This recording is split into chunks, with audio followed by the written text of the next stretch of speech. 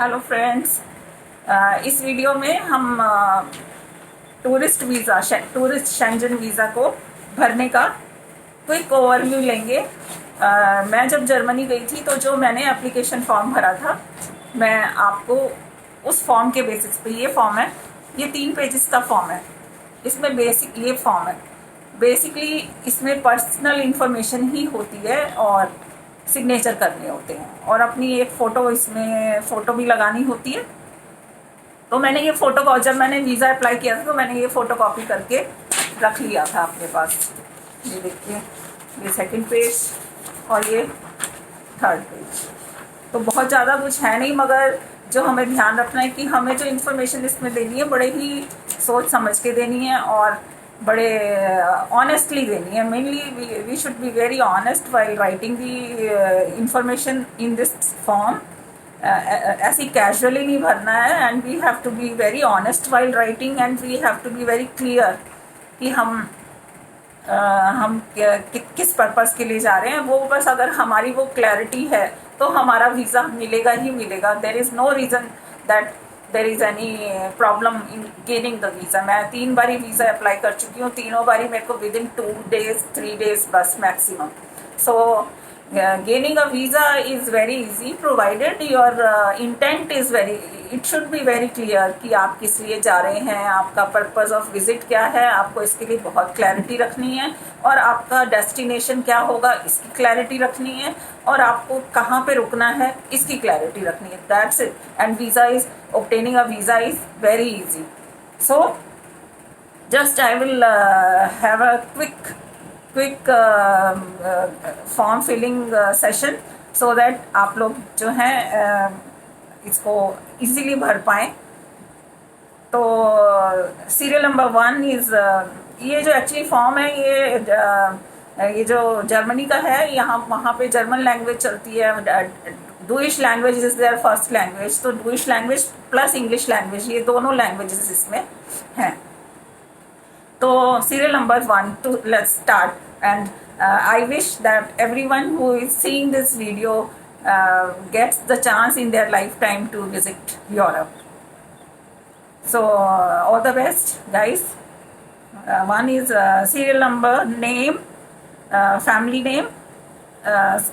Family name is your surname. In my case it is Nagrat.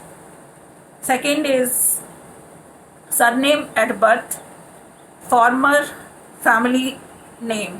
Farmer family name means जब अगर आप unmarried थे तो आपकी सरनेम कुछ और रही होगी, तो वो वाला सरनेम आएगा। नंबर 3, फर्स्ट नेम और गिवन नेम, वो आपका फर्स्ट नेम जो आप घर में नॉर्मली जिस नाम से बुलाते हैं वो। बट ये जो नाम आप लिख रहे हैं, यू बी केयरफुल कि पासपोर्ट पे होने चाहिए। ये जो surname, first name, last name, this should tally with your passport. Then serial number 4 is date of birth. In my case it is 04/11/1962. Then serial number 5, place of birth, I have written Muradabad. Country of birth is India. Serial number 7, current nationality in my case is Indian, I have written Indian. अगर आप nationality at birth different है तो वो different लिखिएगा। Now serial number 8, I have written female. It can be male, it can be female. Serial number 9 is marital status, that is married. I have selected. You have to put a check mark. जब आप check mark लगा रहे हैं तो आपको ये ध्यान रखना है कि वो check mark rightly लगा रहे हैं, मतलब आगे पीछे the readability should be very accurate. That you have to take care of. Then after serial number 9, 10 is in case of minors. This is for minors, मतलब अगर आपके साथ में 18 साल से छोटे बच्चे हैं, उस केस में आपको ये सीरियल नंबर 10 भरना है, अदरवाइज तो भरना ही नहीं है। Serial number 11, national identity number where applicable. यहाँ पे हमारा नेशनल आइडेंटिटी नंबर कुछ लिखने की ज़रूरत नहीं है, क्योंकि अभी हमारे पास ऐसा कुछ है नहीं national identity number. Yes we have an Aadhaar number, अगर कोई लिखना चाहे तो लिखे, पर मैंने नहीं लिखा है। Then serial number, it's always good to give a accurate information and no extra information to be given, give only information जो कि इसमें रेलेवेंट है और ज़रूरत है, कोई भी फालतू की इन्फॉर्मेशन देने की ज़रूरत नहीं है। तो इसलिए सीरियल नंबर 11 को बिल्कुल ब्लैंक छोड़ दीजिए। Serial number 12, type of travel document. Type of travel document normally अगर हम टूरिस्ट वीज़ा के लिए जा रहे हैं तो वो ऑर्डिनरी पासपोर्ट होगा, उस पर चेक मार्क लगा दीजिए, राइट क्लिक करिएगा उस पर। Serial number 13, number of travel document. ये नंबर ऑफ ट्रैवल डॉक्यूमेंट आपका पासपोर्ट का नंबर आएगा। Then date of issue. Date of issue means किस डेट पे इशू हुआ, like in my case it is 27/6/2016। फिर validity until, that is serial number 15, validity until मेरा 26/6/2026 तक वैलिड है, तो हमने वो लिख दिया। Issued by, it is issued by Delhi, जिसके लिए जो अप्रोप्रिएट है वो उसको बड़े ध्यान से लिखे, पासपोर्ट को सामने रख के तो उसके डिटेल्स आप भरिएगा। फिर एड्रेस लिखिएगा, applicants home address and email. मैंने अपना होम एड्रेस और ईमेल लिखा है, आप अपना होम एड्रेस और ईमेल लिखिएगा इस ब्लॉक में। फिर टेलीफोन नंबर मोबाइल नंबर दे दीजिए, क्योंकि वो इस पर कॉन्टैक्ट करेंगे आपको। Serial number 18, residence in a country other than the country of current nationality. Normally ये नीली आएगा, अगर इन केस आप किसी और कंट्री के परमानेंट रेजिडेंसी है आपके पास में, तो वो डिटेल्स आएंगे, और उसकी वैलिडिटी अंटिल भी पूछा है। तो नॉर्मली सीरियल नंबर 18 NA लिखिए, नॉट एप्लीकेबल, बट अगर इट इज़ एप्लीकेबल तो आप उसके डिटेल्स दे दीजिए ऑनेस्टली।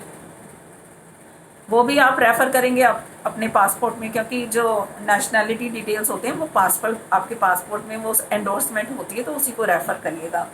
सीरियल नंबर 19 इज जो भी आप करंट ऑक्यूपेशन है, आप like in my case I am a government servant, मैंने गवर्नमेंट सर्वेंट लिखा है। अगर आप अपनी सेल्फ एम्प्लॉयमेंट में है तो सेल्फ एम्प्लॉयमेंट लिखिएगा, अगर आप स्टूडेंट है तो आप स्टूडेंट लिखिएगा।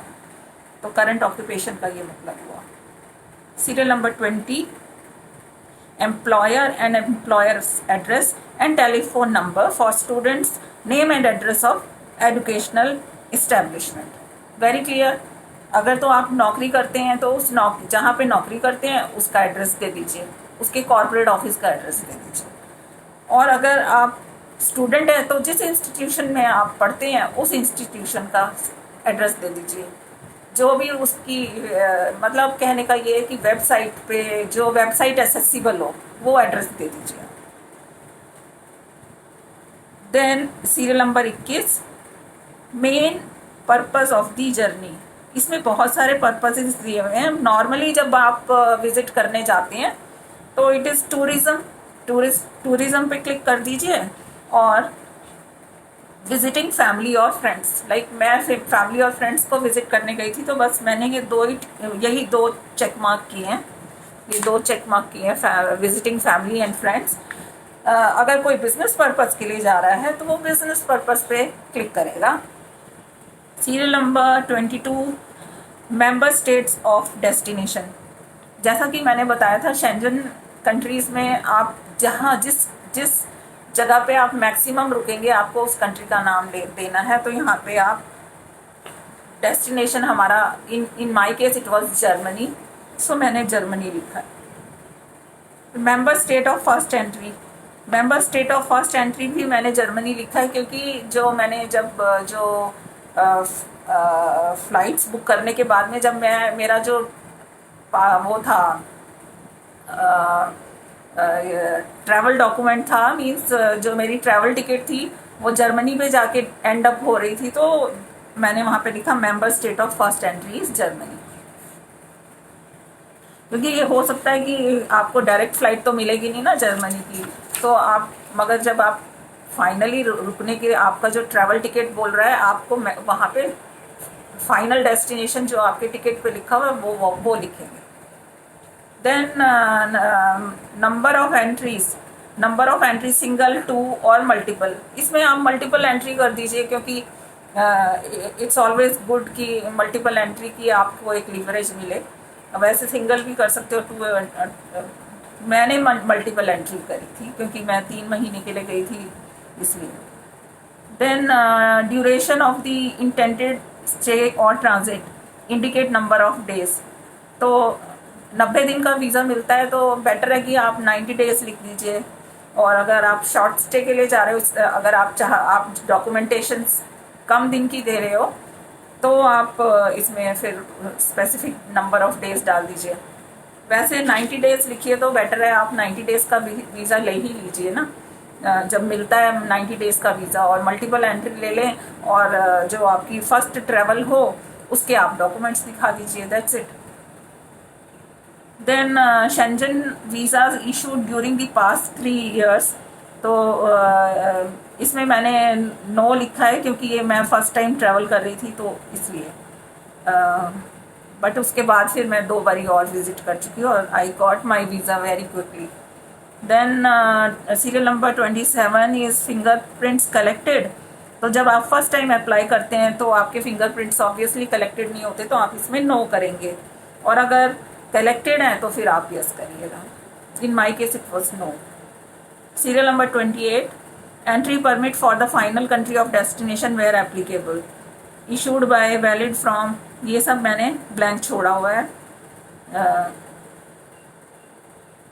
ये वेयर एप्लीकेबल है तो एप्लीकेबल नहीं था। 29, serial number 29 is intended date of arrival in the Schengen area. जो मैं जिस हिसाब से मैंने अपने ट्रैवल डॉक्यूमेंट्स दिए थे उनको, उसी हिसाब से मैंने यहाँ पे डेट डाली है। Then intended date of departure from Schengen area, वो भी मैंने जो मेरे ट्रैवल डॉक्यूमेंट्स, जो मैं अपनी ट्रैवल टिकट्स मैंने लगाई थी इसके साथ में, उसके अकॉर्डिंग मैंने वो डेट, जो मेरी लास्ट डेट थी, जो डेट ऑफ डिपार्चर का मेरा ट्रैवल टिकट था, वो वाली डेट मैंने यहाँ पे डाली है सीरियल नंबर 30 में। मैंने लिखा है 29 में, intended date of arrival in Schengen area is 8 August 2017, और intended date of departure from Schengen area मैंने लिखी है 3 नवंबर 2017। तो इस तरह से फिर सीरियल नंबर 31 में ये बोल रहे हैं कि surname and first name of the inviting person in the member states if not applicable, name of the hotel और temporary accommodation in the member states. तो मैं अपने बेटे से मिलने जा रही थी तो मैंने उसका नाम लिखा, तो इन्होंने पहले सरनेम मांगा है और फर्स्ट नेम मांगा है, तो मैंने पहले उसका सरनेम लिखा, उसके बाद में उसका फर्स्ट नेम लिखा। लाइक सरनेम था नागरथ और फिर नाम था विवेक, तो मैंने इस तरह से लिखा Nagrath Vivek. Serial number 31। Serial number 31 के नीचे दिया हुआ है कि address and email address of inviting person, hotel और टेम्पररी अकोमोडेशन। तो मैंने इसमें एक होटल बुकिंग कराई थी क्योंकि मैं फर्स्ट टाइम जा रही थी और वो हॉस्टल में रह रहा था, तो मैंने एक होटल बुकिंग कराई थी जिससे कि मैं सपोर्टिंग डॉक्यूमेंट दे सकूँ उनको। तो मैंने वो होटल बुकिंग का एड्रेस इसमें यहाँ पे लिखा है। और वो होटल बुकिंग मैंने एक ट्रैवल एजेंसी थी, उनसे मैंने होटल बुकिंग करा ली थी, उसके पेमेंट मैंने करी थी, जिससे कि मैं फर्स्ट टाइम कर रही थी तो मुझे ये था कि मेरा ट्रैवल डॉक्यूमेंट जो है सक्सेसफुल होना चाहिए। और इसमें मैंने होटल का तो एड्रेस दे दिया, मगर ईमेल एड्रेस मैंने अपने बेटे का दिया। फिर उसके बाद में 32 में surname, first name, address and email address of contact person in company और ऑर्गेनाइजेशन, ये मैंने खाली छोड़ा। फिर मैंने टेलीफोन, टेलीफैक्स, ये भी मैंने खाली छोड़ दिया, क्योंकि ये सब इतना अगर नहीं देने की ज़रूरत है। बेसिकली आपको ये प्रूव करना है कि आप जहाँ पे जा रहे हैं आपके पास में रहने की जगह है, तो वो उसका प्रूफ मांगते हैं। तो मैंने वो एक ट्रैवल एजेंसी ऑनलाइन अवेलेबल थी, उसका नाम मैं अगली वीडियो में बता दूंगी, तो उनसे मैंने वो ले लिया था, होटल बुकिंग्स ले ली थी, I paid for that. Then serial number 33।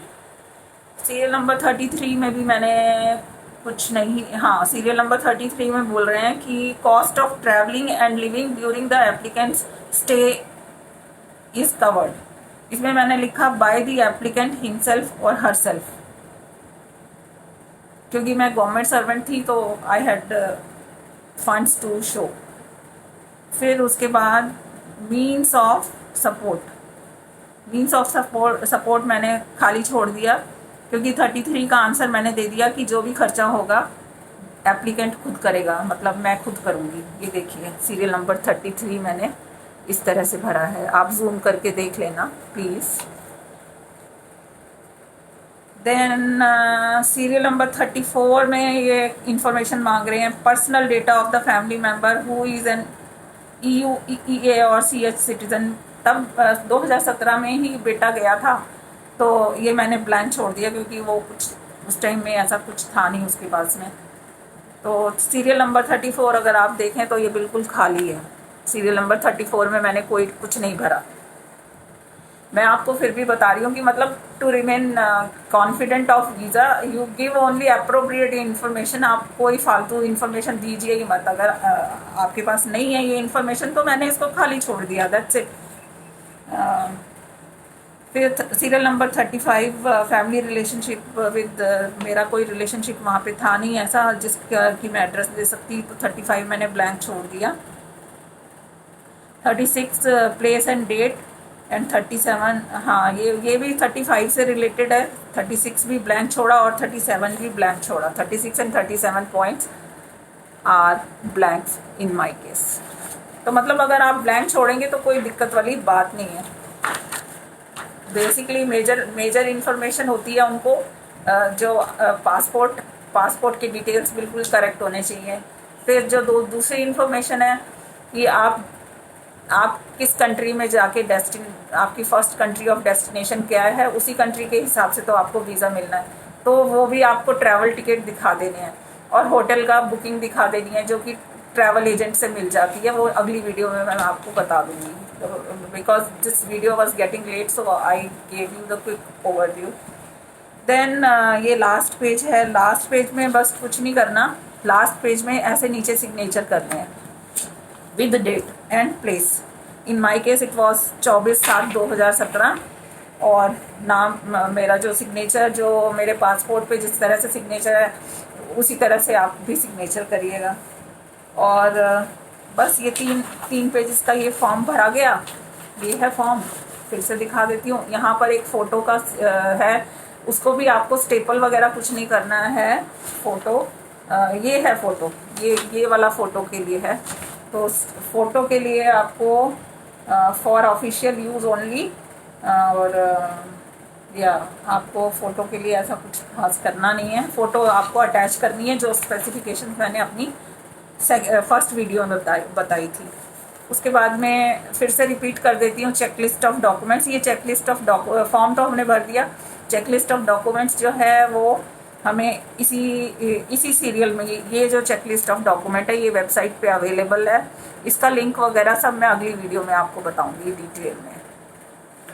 मगर अगर आई एम वेरी श्योर कि those who are going to Germany या शेंजन कंट्री वो इतने तो केपेबल होंगे कि इसको सर्फिंग कर सकेंगे, मतलब they will Google it out this form and VFS global पे ये फॉर्म्स अवेलेबल होंगे, या फिर india.dpolo.de पे भी अवेलेबल होंगे। मतलब आप गूगल पे ये करिए कि form for application for tourist visa for Schengen countries, तो ये फॉर्म निकल आएगा। और yes, I was telling you about the documents to be attached. एक क्विकली आपको मैं बता देती हूँ which documents are to be attached. Quick, I will name a valid passport, application form, copy of your passport, travel health insurance, personal covering letter। फिर अगर minor जा रहे हैं तो कंसेंट लेटर ऑफ पेरेंट्स। फिर लीव लेटर, अगर आप किसी कंपनी में आप एम्प्लॉयड हैं तो उस कंपनी से आपको NOC देना है, नो ऑब्जेक्शन सर्टिफिकेट देना है और लीव लेटर देना है। ये नो ऑब्जेक्शन सर्टिफिकेट में लिखा होना चाहिए कि भाई हमारा एम्प्लॉई अगर 3 महीने के लिए जा रहा है, वी हैव नो ऑब्जेक्शन, और from this date to this date he is granted leave, that's it. फिर फ़्लाइट की रिजर्वेशन टिकट्स आपको दिखानी पड़ेंगी। फ़्लाइट रिजर्वेशन टिकट्स जो हैं, आप फ़्लाइट्स पहले मत बुक कराइए, कुछ एजेंट्स होते हैं उनसे मिल जाता है पेमेंट करने से, और वो फिर उनकी जिम्मेवारी होती है। आपको थोड़ा सा अमाउंट देना पड़ता है और आपकी टेंशन सारी ख़त्म हो जाती है। फिर जब आपको वीज़ा मिल जाए तब अपनी फ़्लाइट्स बुक कराइएगा। फिर प्रूफ ऑफ एकोमोडेशन भी हमें ऑनलाइन मिल जाती है थोड़े से पैसे देने से, तो प्रूफ ऑफ एकोमोडेशन की भी हमारी टेंशन ख़त्म हो जाती है। फिर प्रूफ ऑफ फाइनेंशियल स्टेटस में ये बोल रहे हैं, if employed pay slips of past 3 months, pay slips अपनी लगा दीजिए पास्ट 3 मंथ्स की। इफ सेल्फ एम्प्लॉयड हैं तो आप अपनी प्रोपराइटरशिप और ओनरशिप के आप प्रूफ लगा सकते हैं। फिर personal bank statement past 3 months की फॉर सफिशेंट फंड्स आप दिखा सकते हैं। इनकम टैक्स रिटर्न्स आप लगा सकते हैं। मतलब ये जो 4-5 चीज़ बता रहे हैं प्रूफ ऑफ फाइनेंशियल स्टेटस में से जो जो आपके पास है वो लगा दीजिए, बेस्ट यही रहता है। फिर proof of civil status and family ties in India, अगर मैरिड हैं तो आप मैरिज सर्टिफिकेट लगा दीजिए, अच्छा रहता है। तो उससे ये रहता है उनको कि हाँ ये बंदा वापस आएगा, तो वीज़ा मिलने में और इजी हो जाता है। फिर 2 passport pictures according to the biometric specifications not older than 6 months, ये भी मैंने पिछली वीडियो में बताया था। So that's it. So our form is filled up and we are ready to apply for visa. और भी कुछ पॉइंट्स जो बच गए हैं तो उसको अगली वीडियो में कवर कर लेते हैं, मगर आप अगर फॉर्म भर लेते हैं तो आपका मेजर काम हो जाता है बस। Then you are just ready to obtain a passport and ready to fly.